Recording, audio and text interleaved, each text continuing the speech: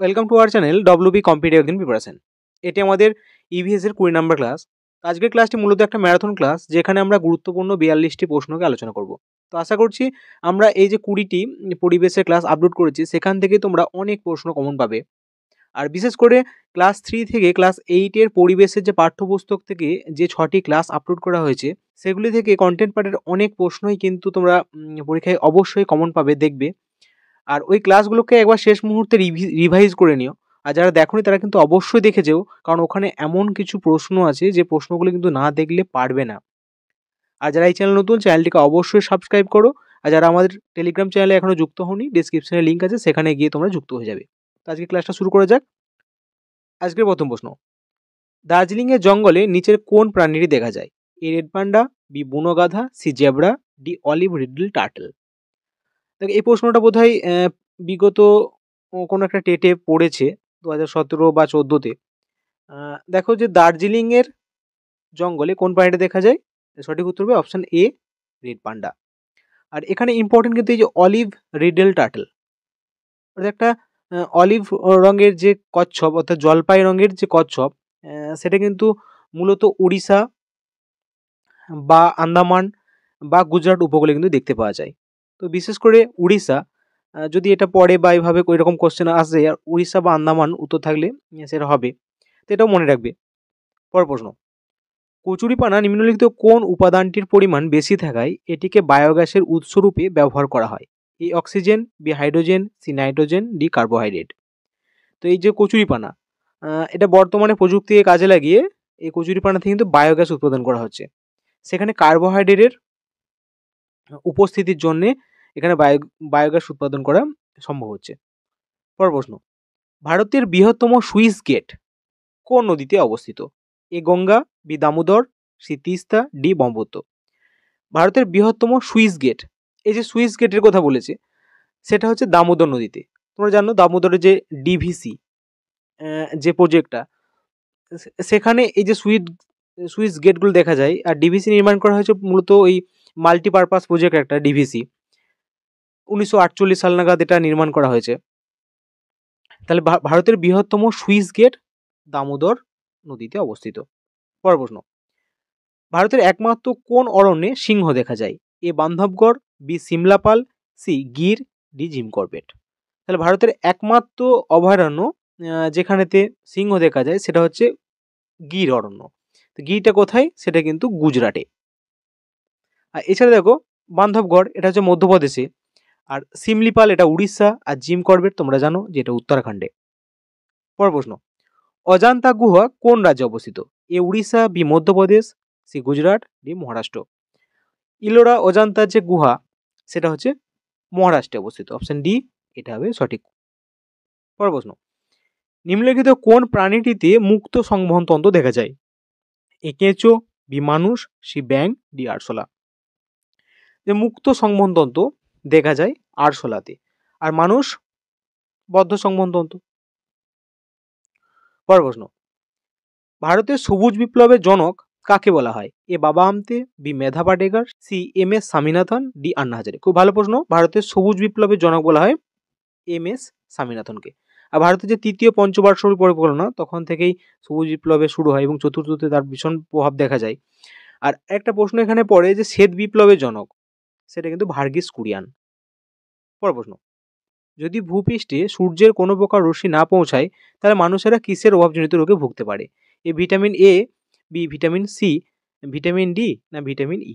দেখো, প্রশ্নটা খুব সহজ প্রশ্ন, শুধু একটু ঘুরিয়ে দিয়েছে। বলেছে যদি ভূপৃষ্ঠে সূর্যের কোনো রশ্মি না পৌঁছায়, তাহলে কি হয়? মানুষের ত্বকে সংশ্লেষিত হয় ভিটামিন ডি। অপশন সি এটা হবে সঠিক। পর প্রশ্ন, World Wide Fund for Nature এর মাস্কাটটি কোনটি? A chimpanzee, B dolphin, C সোজারু, ডি পান্ডা। খুব ভালো প্রশ্ন এটা। এই যে WWF, এ নিয়ে কিন্তু নানান প্রশ্ন হয়। এখানে কি বলেছে যে এর মাস্কাটটা কি? সেটা হচ্ছে পান্ডা। পান্ডা এটা অনেক সময় দৈত্য পান্ডা বলা হয়, বা জায়েন্ট পান্ডা এই হিসাবেও কিন্তু বলে। আর যে WWF এর সদর দপ্তর অনেক সময় পড়ে, সেটা কিন্তু সুইজারল্যান্ডের গ্ল্যান্ডে।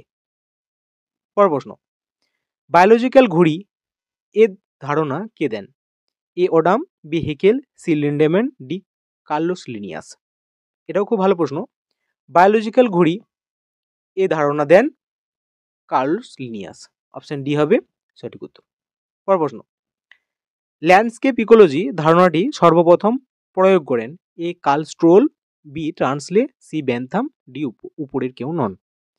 এই যে ল্যান্ডস্কেপ ইকোলজি এর ধারণা প্রথম দেন কার্ল স্ট্রোল। পরের প্রশ্ন, আইপিসিসি কে সদর দপ্তর কোথায় অবস্থিত? আইপিসিসি এর সদর দপ্তর কোথায় অবস্থিত? Boston, Paris, C Gland, D Geneva. তাহলে আইপিসিসি এর পুরো নাম কি? এর পুরো নাম হচ্ছে ইন্টার গভর্নমেন্টাল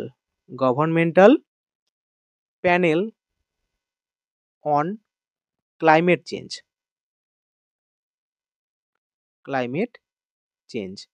তাহলে ইন্টার গভর্নমেন্টাল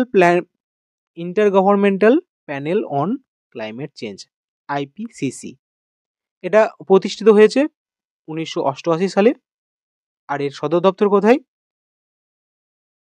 সেটা হচ্ছে জেনেভাতে, সুইজারল্যান্ডের জেনেভাতে। অপশন ডি এটা হবে সঠিক। তাহলে আইপিসিসি এর সদর দপ্তর জেনেভাতে, সুইজারল্যান্ডের। পরের প্রশ্ন, মানুষের আবিষ্কৃত প্রথম অ্যান্টিবায়োটিক হলো A ampicillin, B penicillin, C chloromycetin, D streptomycin. খুব সহজ প্রশ্ন, ভালো প্রশ্ন।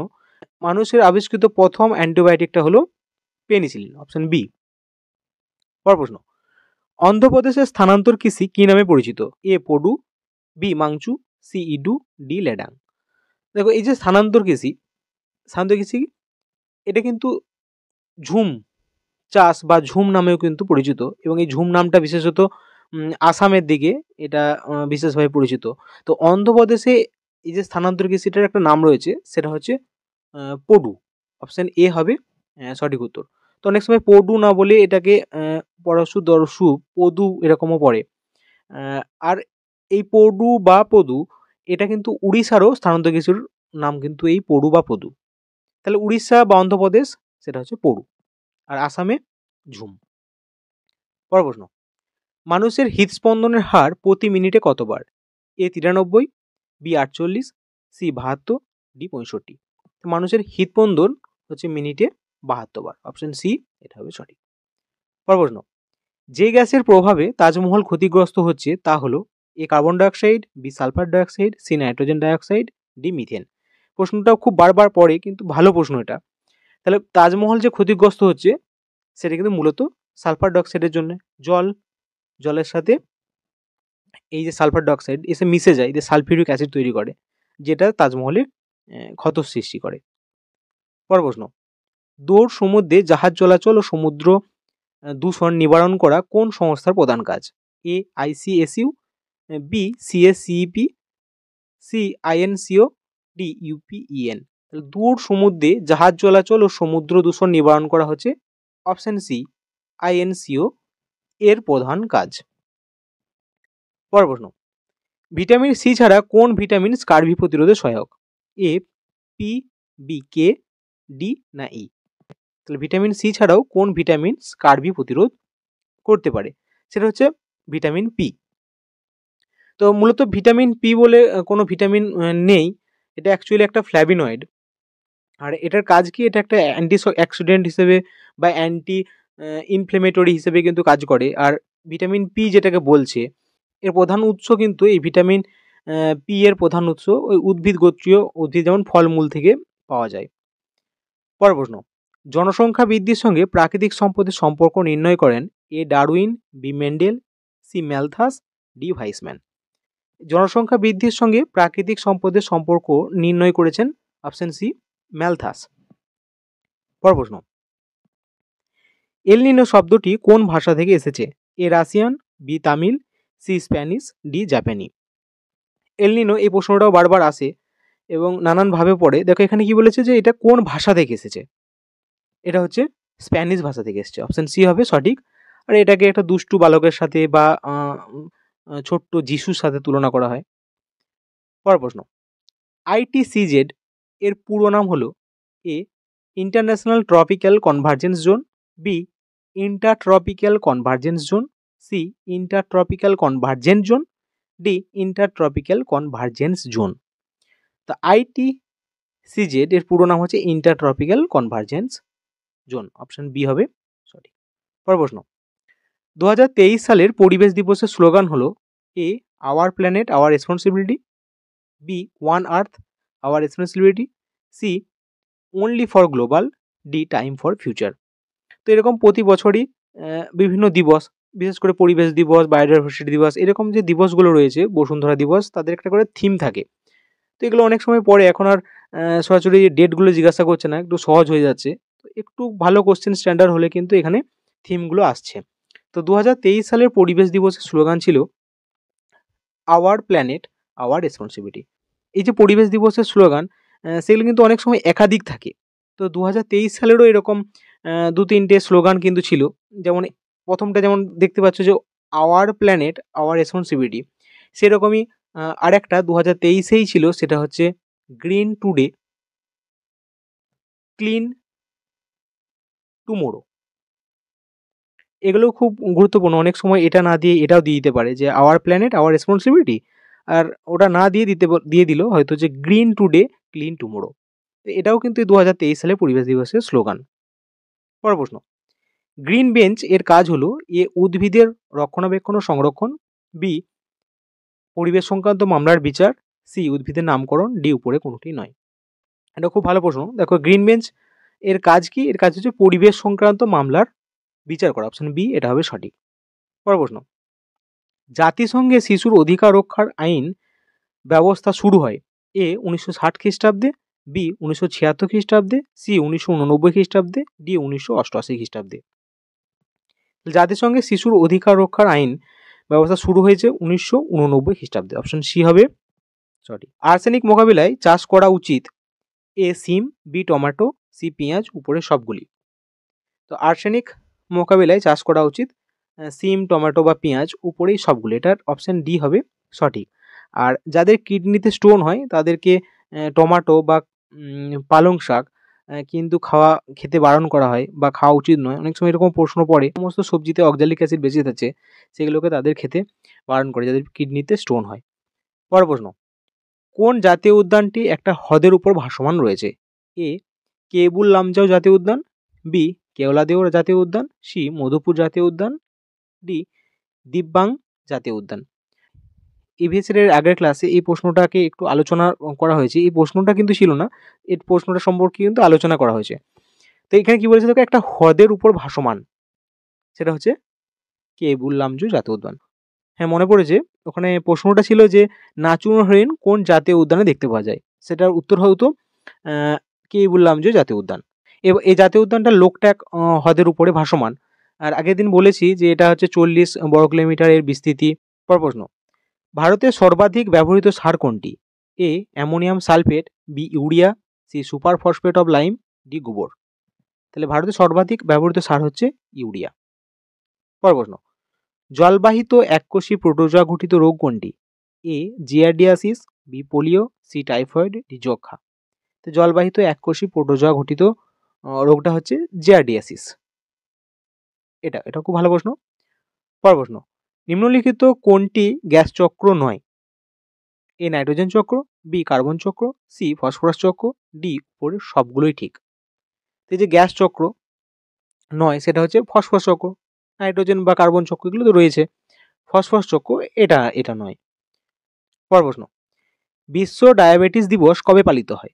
এ 14 March, B 14 November, C 14 October, D 14 September.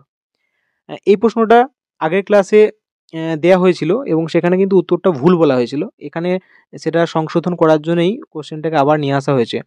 তো বিশ্ব ডায়াবেটিস দিবস সেটা পালন করা হয় 14 নভেম্বর। এর আগের ক্লাসের উত্তরটা ডি বলা হয়েছিল, এটা ভুল হয়েছিল, এটা হবে না। এটা অপশন বি 14 নভেম্বর, এটা হবে সঠিক উত্তর। পরের প্রশ্ন, ভাকরানাগাল প্রকল্পটির জন্য নিচের কোন বিপ্লব সংঘটিত হয়েছিল? এ সবুজ, বি লাল, সি নীল, ডি হলুদ।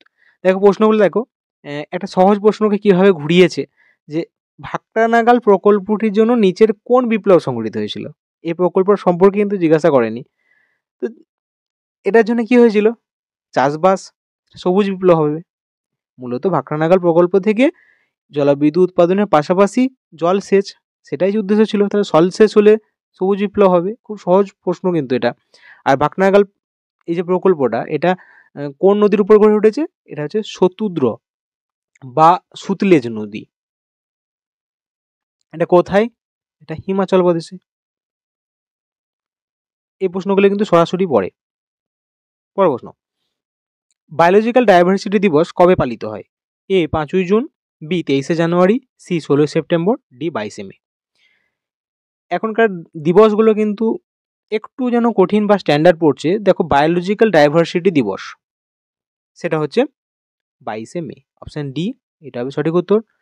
এটাও খুব ভালো প্রশ্ন, মনে রাখবে কিন্তু যে বায়োলজিক্যাল বায়োডাইভার্সিটি দিবস হচ্ছে 22শে মে।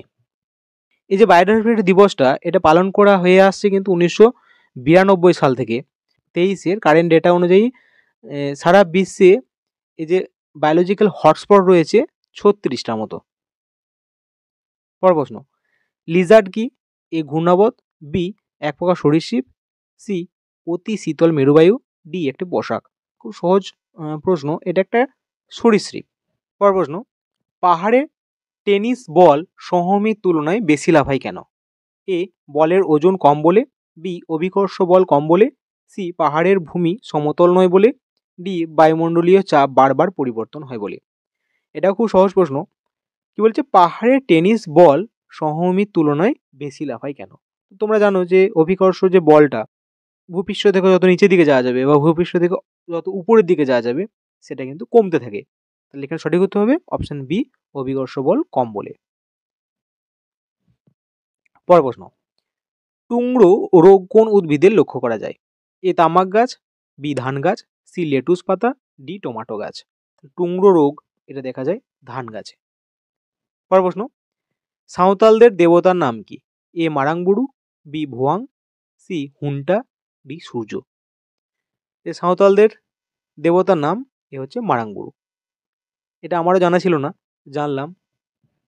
নিচের কোন ভেষজ নির্যাস কীটনাশক রূপে ব্যবহার করা হয়? A reserpine, B quinine, C morphine, D rotenone. তাহলে নিম্নলিখিত কোন ভেষজ উদ্ভিদের নির্যাস কীটনাশক রূপে ব্যবহার করা হয়? সেটা হবে অপশন ডি, রোটেনন। পরের প্রশ্ন, সবুজ শক্তি বলে কাকে চিহ্নিত করা হয়? এ তাপবিদ্যুৎ, বি খনিজ বিদ্যুৎ, সি জলবিদ্যুৎ, ডি জৈব গ্যাস। সবুজ শক্তি বলা হয় জলবিদ্যুৎকে। অপশন সি হবে সঠিক উত্তর। পরের প্রশ্ন, বিশ্ব স্বাস্থ্য সংস্থা ভারতের যে মহানগরীকে সবচেয়ে দূষিত আখ্যা দিয়েছে তা হলো A Delhi, B Mumbai, C Kolkata, D Chennai. বিশ্ব স্বাস্থ্য সংস্থা ভারতের যে মহানগরীকে সব থেকে দূষিত, এটা হচ্ছে দিল্লি। কি করে মনে রাখবে? দেখবে যে শীতকালের দিকে এত কুয়াশা বা ধোঁয়াশা দিল্লিতে হয় যে ভরে যায়, সেখানে স্কুল কলেজ পর্যন্ত সরকার ছুটি দিতে বাধ্য হয়। তো সবচেয়ে দূষিত দিল্লি, আর সব থেকে পরিষ্কার পরিচ্ছন্ন মুক্ত কিন্তু সেটা হচ্ছে ইন্দোর। পরের প্রশ্ন, সুন্দরবন কত সালে ইউনেস্কো ওয়ার্ল্ড হেরিটেজ সাইটের খেতাব পায়? এ 1987, বি 1980, সি 1972, ডি 2001।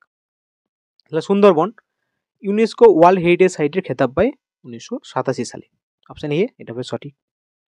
পরের প্রশ্ন, খাদ্য পিরামিডের সবচেয়ে নিচের স্তরকে কি বলা হয়? এ প্রাথমিক খাদ্য স্তর, বি উৎপাদক স্তর, সি দ্বিতীয় স্তর, ডি তৃতীয় খাদ্য স্তর। তাহলে খাদ্য পিরামিডের সবচেয়ে নিচে থাকে উৎপাদক, অপশন বি। তারপর প্রাথমিক খাদক, তারপর গৌণ খাদক, তারপর প্রগৌণ খাদক, এভাবে চলতে থাকে।